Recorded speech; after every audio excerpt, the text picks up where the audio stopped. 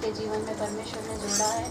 और जैसे कि आज परमेश्वर का वचन हम सबके पास में पहुंचा है कि समय हमारे जीवन में कितना महत्वपूर्ण है, और हम समय पर ड्यूटी जाते हैं, समय पर हर चीज़ करते हैं, लेकिन परमेश्वर की वाणी को और परमेश्वर के वचन को हम समय नहीं देते हैं। सचमुच हमारे जीवन में भी, विशेष रूप से मेरे परिवार के जीवन में 16 मार्च ये दिन ऐसा था कि हम नहीं जानते थे कि वो समय हमारे लिए क्या लेके आने वाला है। हम हमारे रूटीन के सब ड्यूटी जा रहे थे और पता नहीं था कि पापा का इतना सडनली पापा का बीपी लो हो जाएगा और पापा आईसीयू में चले जाएंगे। जब मम्मी को फ़ोन आया तो हम किसी को भी विश्वास नहीं हो रहा था, क्योंकि पहले दिन में 12-13 तारीख तक मैं औरंगाबाद में थी और पापा से मिली, और पापा उस समय अच्छे थे, उनको कुछ भी तकलीफ नहीं थी। 16 तारीख को जो पता चला कि पापा को आईसीयू में एडमिट किया है, तो मुझे और संजीवनी को सबसे पहले ऐसा लगा कि अभी हम पहुंचेंगे कैसे, क्योंकि यहाँ से औरंगाबाद इतना दूर है। ऐसा लगता था कि हम अगर औरंगाबाद में रहते थे तो 2 मिनट में पापा के पास में पहुँच सकते थे, और पापा हर एक की लाइफ में पापा इतने इम्पोर्टेंट रहते हैं कि पूरी दुनिया एक तरफ और मम्मी पापा एक तरफ।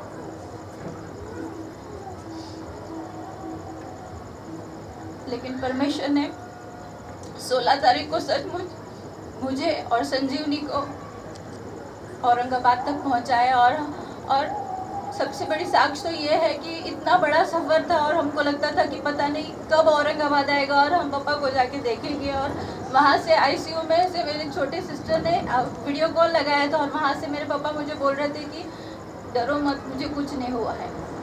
उस समय हम सब की आशा, उस समय हमारा भरोसा सिर्फ हमारे यीशु मसीह पर था, और हम दोनों में और संजीवनी और हमारे साथ में प्रिंस था, और संजीवनी के दोनों बच्चे भी थे, और हम प्रेयर कर रहे थे। हम भले ही एक दूसरे को बोल नहीं पा रहे थे, एक दूसरे को कुछ कह नहीं पा रहे थे, लेकिन हमारे मन में वो बोझ था, और हम यही प्रेयर कर रहे थे कि प्रभु हम कैसे करेंगे, क्या करेंगे। कि मम्मी ने बोला था कि पापा का बीपी एकदम से लो हो गया है और 60 पे आ गया है, और पापा किसी भी समय कुछ भी हो सकता है। लेकिन सचमुच हमारा यीशु मसीह जीवित प्रभु है। जब हम वहाँ पे गए तो सिचुएशन को बदल देने वाला प्रभु यीशु मसीह है। हम सिर्फ मसीह बोलते हैं, और मसीह के जीवन में प्रभु यीशु मसीह कैसे चमत्कार करता है, ये आज मैं आपके सामने एक साक्ष्य के रूप में बता रही हूँ। मैं जब गाड़ी में बैठी थी तो मुझे पता नहीं क्या होने वाला, मुझे लगा अभी सब खत्म हो गया और ये मेरे पापा का आखिरी समय है। और मैंने भारत आंटी को फ़ोन लगाया कि आंटी आप मेरे पापा के लिए फ़ोन करो, और वो मुझे बोल रहे थे कि तू कैसे पहुंचने वाली है औरंगाबाद। बोली मुझे नहीं पता, लेकिन आप मेरे पापा के लिए प्रार्थना करो, क्योंकि मुझे नहीं पता क्या होने वाला है। यहाँ से औरंगाबाद को ट्रेन 10:30 बजे पहुँचती है, नंदीग्राम एक्सप्रेस 10-10:15 के टाइम में। लेकिन जब हम वहाँ पे पहुँचे तो ट्रेन 9:20 को औरंगाबाद में टच हो गई थी। और उस समय जब हम वहाँ पहुँचे तो मेरी छोटे सिस्टर ने बोला कि आपका तो घर नहीं जाना, तो सीधा हॉस्पिटल में आना, पापा बहुत सीरियस है, पता नहीं उनका क्या होगा। जब पहुँचे वहाँ पे, पता नहीं वहाँ पे मेरे अंदर परमेश्वर ने कैसे सामर्थ्य दी। मैं पूरे ट्रेन में रो रही थी, मैं और संजीवनी, और ऐसा लग रहा था अभी वहाँ जाके मैं मम्मी को क्या बोलूँ, या मेरे दूसरे बहनें उनको मैं क्या करूँ। घर में मैं बड़ी हूँ, अगर मैं रोऊंगी तो वो भी मेरे साथ में रोएंगे और सब कुछ ख़त्म हो जाएगा, ऐसा उनको लगेगा। लेकिन जैसे ही मैं हॉस्पिटल में पहुंची, पता नहीं एक अद्भुत सी शक्ति मेरे अंदर में आ गई, और एक अद्भुत सा पावर मेरे अंदर आ गया। और मैंने मम्मी को बोला आप रोना नहीं, सबसे पहले तो आप रोना नहीं, और पापा को कुछ नहीं होगा। भले ही डॉक्टर कुछ भी बोलते हैं, लेकिन हमारा जीवित खुदा यीशु मसीह सबसे बड़ा डॉक्टर है, और वो उसी ने, परमेश्वर ने हमारे पापा को अभी तक जीवित रखा है, 2 हार्ट अटैक से बचाया। ये भी पापा के लिए कुछ भी असंभव नहीं है, और पापा उस समय कॉन्शियस थे, ये हमारे लिए सबसे बड़ी बात है।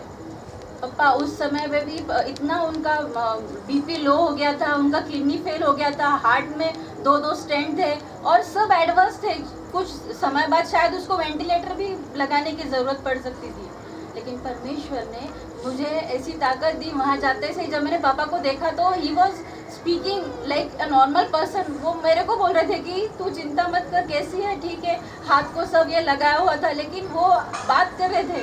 तो मैंने बोला नहीं प्रभु, मेरे जाने से पहले तूने मेरे पापा को स्पर्श किया है और तूने उनको चंगा किया है, मेरा विश्वास है। और जब डॉक्टर ने बोला तो मम्मी को मैंने बोला मम्मी आप वहीं पे बैठो, आप बिल्कुल रोगे नहीं। वो समय से लेकर आज के दिन तक। और डॉक्टर भी जब दूसरे दिन तीसरे दिन हम आईसीयू में जाते थे पापा को मिलने के लिए, जब उनका ट्रीटमेंट चल रहा था, तो फॉर एक मिरेकल डॉक्टर्स लोगों को लगता था, क्योंकि वो बोलते थे इतना क्रिटिकल उनका ये है, उनका किडनी का फंक्शन बरोबर नहीं हो रहा है, लेकिन 10% से वो उनका मतलब वो ठीक हो रहे हैं। ये हमारे लिए एक अच्छी साइन है। एक डाउट आपको मैं शेयर करना चाहूँगी। हम कितने भी मसीह रहते हैं, लेकिन आखिरी समय में जब तक डॉक्टर कुछ बोलता नहीं ना, तब तक हमको भी लगता है कि नहीं, हाँ सचमुच प्रभु मेरी प्रार्थना सुन रहा है या नहीं सुन रहा है, या मेरी प्रार्थना का उत्तर मुझे मिलेगा कि नहीं मिलेगा। लेकिन जब डॉक्टर बोला कि नहीं ही इज ओके नाउ, तो ऐसा लगा सचमुच परमेश्वर ने मेरे को बोला कि नहीं, नाउ ही इज ओके। पूरे 12 दिन पापा हॉस्पिटल में थे, वो बात कर रहे थे। बाद में थोड़े दिन के बाद में खाना भी खाना शुरू किए, और आज वो सही सलामत घर पर है। इसलिए मैं प्रभु के नाम को धन्यवाद देती हूँ। सचमुच उसको सिर्फ मुख से धन्यवाद दूना तो कम है, क्योंकि मेरे परिवार में प्रभु ने इतने चमत्कार किए हैं। मैं आपका ज़्यादा समय नहीं लूँगी सब, क्योंकि समय बहुत कीमती है। लेकिन प्रभु ने मुझे, जब प्रशांत भैया बोल रहे थे संदेश, तो मुझे ऐसा लगा कि नहीं, आज मेरी कलीसिया के लोग मेरे साथ में है, पता नहीं आगे को समय मुझे मिलेगा या नहीं मिलेगा। मैं सोच रही थी कि मैं चर्च में साक्ष्य दूंगी, लेकिन प्रभु ने मुझे ये समय दिया, और संदेश से भी हमें यही प्रभु ने बताया कि समय कितना महत्वपूर्ण है। समय को हमें छोड़ना नहीं है, समय को बहुमूल्य समझो, अवसर को बहुमूल्य समझो, ऐसा प्रभु का वचन है। और प्रभु ने उस समय भी हमें नहीं छोड़ा। और सचमुच मराठी में ऐसा बोलते हैं ना कि हाकेच्या अंतरावर प्रभु आहे। हमें उसको पुकारने की भी जरूरत नहीं, इतना नज़दीक वो है। आज हम उसके, हमारी आंखों से उसको देख नहीं सकते हैं, लेकिन वो हमारे इतने नज़दीक है कि कोई भी नहीं उसको महसूस कर सकता है। लेकिन हम सच्चे दिल से जब उसको पुकारते हैं, वो सचमुच हमारी प्रार्थनाओं को सुनता है और हमारी प्रार्थनाओं को उत्तर देता है।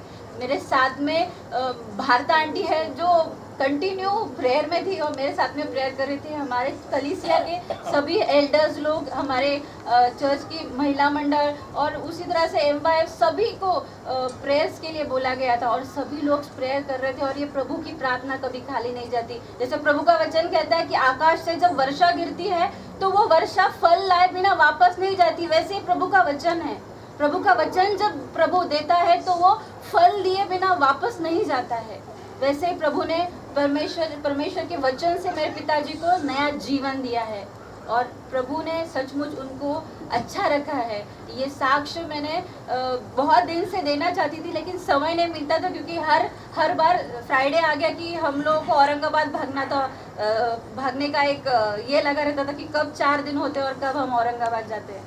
संडे 3 संडे मिस हो गए, लेकिन मैं चर्च में साक्ष्य नहीं दे पाई। आज लिविंगस्टन और इसी तरह से हमारे पास्टरेट कमेटी, उसी तरह से हमारे जो चर्च के लैंड डेज के जो ऑर्गेनाइजर्स हैं, सभी ने मुझे मौका दिया ये साक्ष्य देने के लिए। इसलिए मैं आप सभी को धन्यवाद देती हूँ। आपको परमेश्वर आशीष दे, और सचमुच परमेश्वर अपना नाम ऐसे ही परमेश्वर का नाम ऐसे ही ऊंचा उठाया जाए, क्योंकि जब तक हम जीवित हैं तब तक उसकी स्तुति हमें करनी चाहिए, क्योंकि जब हम मिट्टी में मिल जाएंगे तो हम उसकी स्तुति नहीं कर सकते।